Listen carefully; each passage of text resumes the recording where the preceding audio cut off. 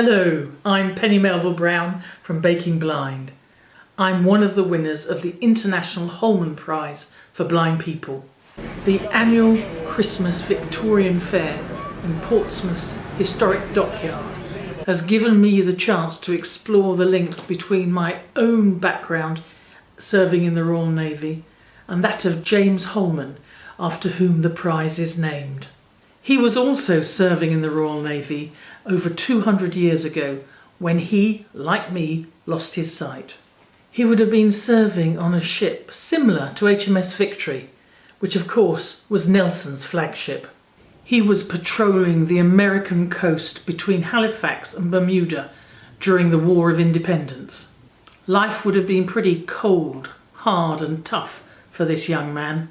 So here am I on the deck of HMS Victory. This would have been a scene that was not unfamiliar to James Holman. He was serving in ships not dissimilar to this. For my part, I've been on this ship several times. Up here for cocktail parties, down below for dinners.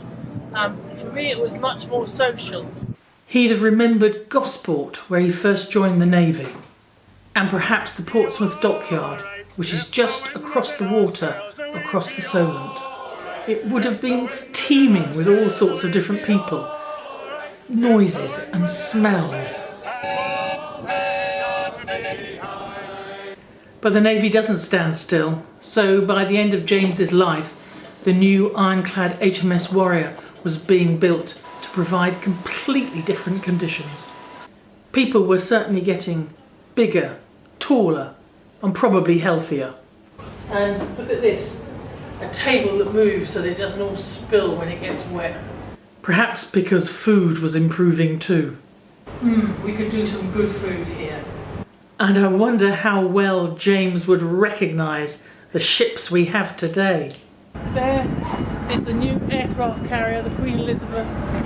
We're all moving forward, every bit of it built on tradition that is here today.